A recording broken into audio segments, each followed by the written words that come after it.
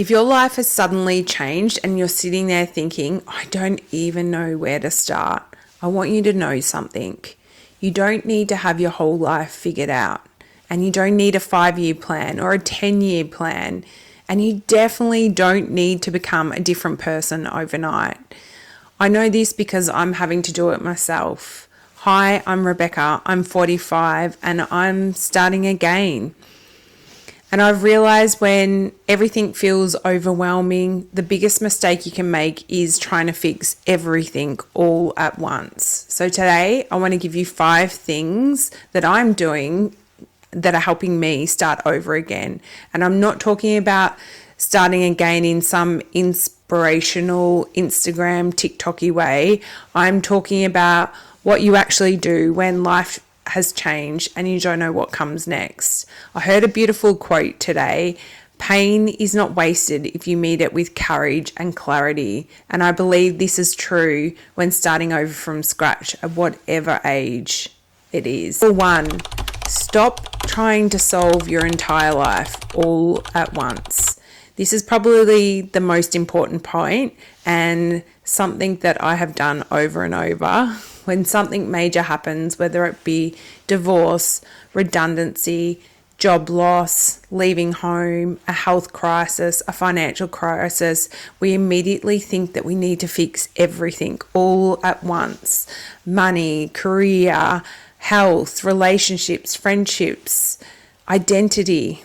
And suddenly the mountain in front of you feels enormous, that you don't do anything. I've found that when I've looked at everything, that mountain is so overwhelming that I can't move forward at all. I can't step forward. It's almost a paralyzing, and you don't need to rebuild a life overnight.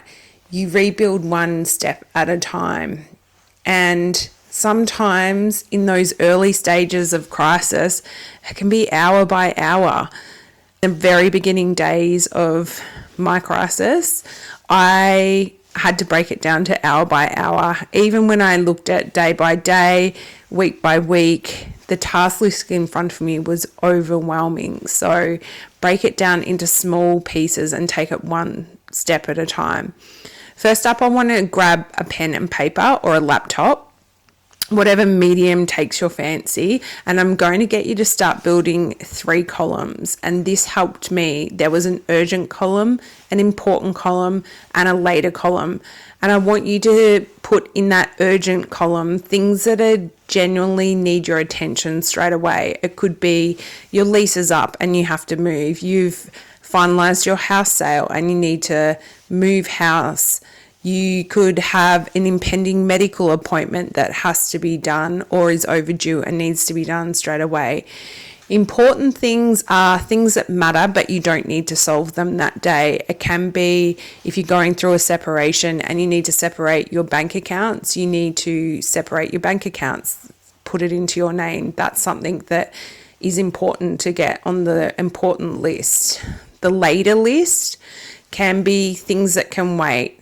When I look at my own life, there are things I need to work on financially and professionally, but I don't need to work that out straight away. There's a million other things that need to go in front of that. And I definitely don't need to be working out where I'm going to live in 10 years. How am I going to retire? Will I ever buy a house again? Or what career am I going to do for the rest of my life? Those things all can wait for later. Step number 2, work out what needs fixing first. This is where you introduce a life triage. It's similar to goal setting, and I'm going to get you to rank things from 1 to 10. Things like money, work and career, home, health, relationships, family, friendships, confidence, fun, and future. And if you could improve one area, what would make the biggest difference? So I would go through and rank those from 1 to 10 and work on the things that are going to improve your life and make them a little bit easier straight away. Because sometimes the answer isn't, I need to find myself. It might be, I need an income, or I need somewhere stable to live, or I need to get physically stronger because my health has really taken a hit, or simply I need to start meal planning just so it gives me the headspace to deal with all the things that are coming at me every day. And when you are having one or more than one, like I did, life experience or life crisis, as we like to call it, all at once, something simple like meal prepping can take the overwhelm out of that nighttime routine, especially when you have yourself to worry about, but also when you have children as well. Don't work on the things that are more interesting or are piquing your interest. Work on the things that are most important, almost the underpinning, the stable foundations, and things like income, shelter, and living necessities need to be the first things that you work on. Step number 3, get brutally clear about money. This is the part that nobody talks about when you're starting over, but you cannot build a new life when you don't know where you are financially. And for some people, when separating, gathering a clear picture on your finances can take time. Sometimes in relationships, finances are separated and one party will look after it. You need to get clear on your finances. So if you're separating, you've lost a job, you're having a baby and you're going down to one income, now is a good time to look at your finances and write these things down. What comes in each month? What absolutely has to go out each month? What can I reduce? What debt do I have? What skills could I monetize to increase my income, especially if you're dropping from 2 incomes to now 1 income? And how much do I actually need to earn?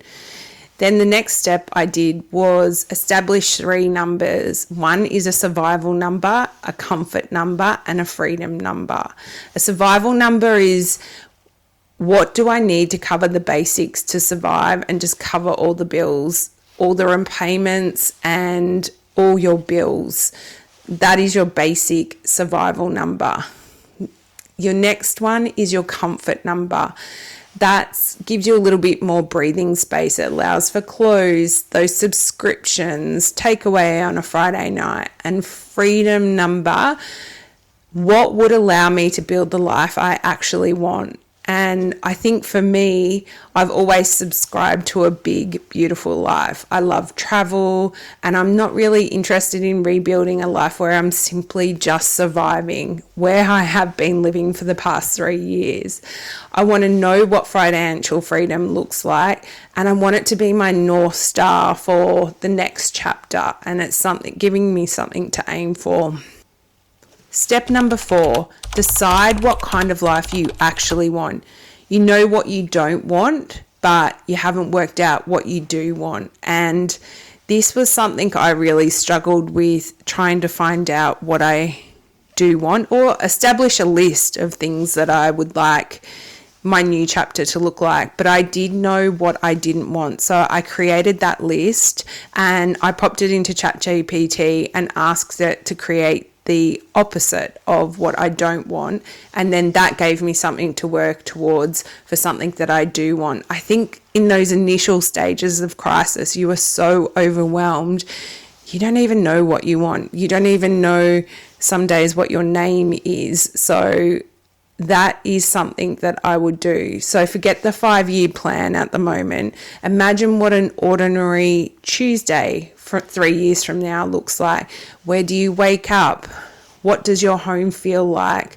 What are you wearing? What do you want your home to smell like? Who is around? What work are you doing? How much freedom do you have?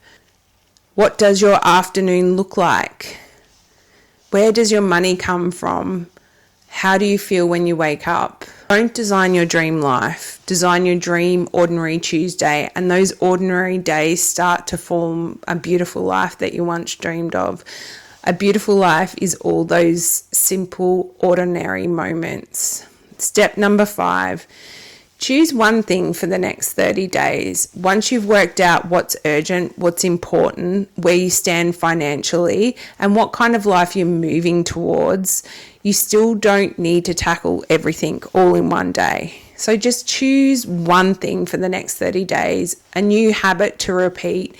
Here are some examples that I've used. So for money, I'm going to find my first paying client in the next 30 days, which will mean cold reaching out to different people. Health, this is something that I did, and I walked 10,000 steps every single day, and it was a game changer for my health and also my mental health. Home, could you arrange cupboards, or so cooking meals become a highlight of your day rather than a drag each day? Courage, I'm going to do one uncomfortable thing every week and keep going. This YouTube channel is an example. Starting the cringe.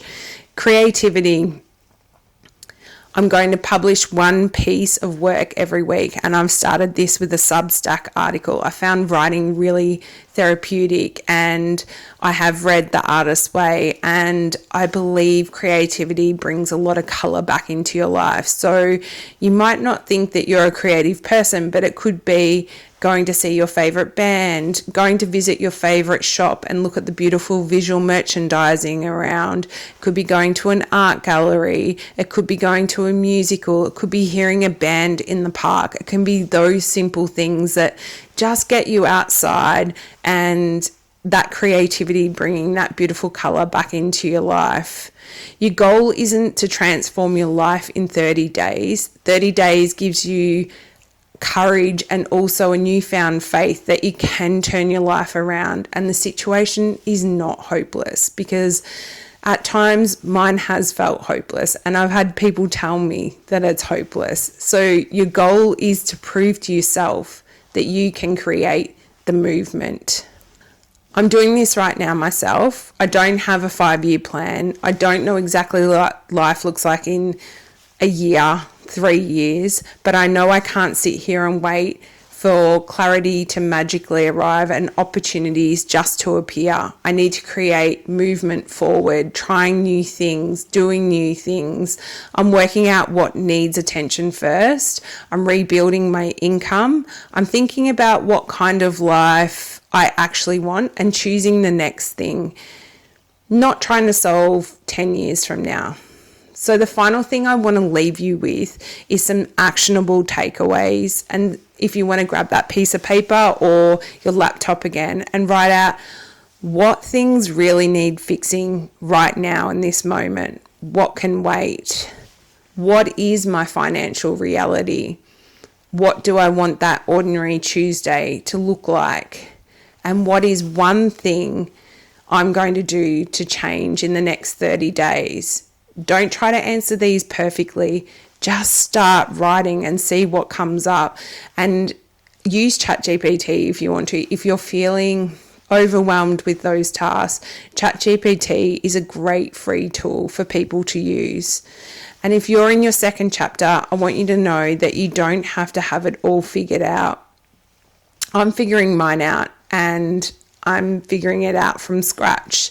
So if you want to come along while I rebuild my career, my finances, my home, my life, and hopefully create something even more beautiful than what came before, hit the subscribe button and tell me in the comments, what is the one thing that you want to work on first? And I'll see you in the next chapter. Thanks for being here. Bye, guys.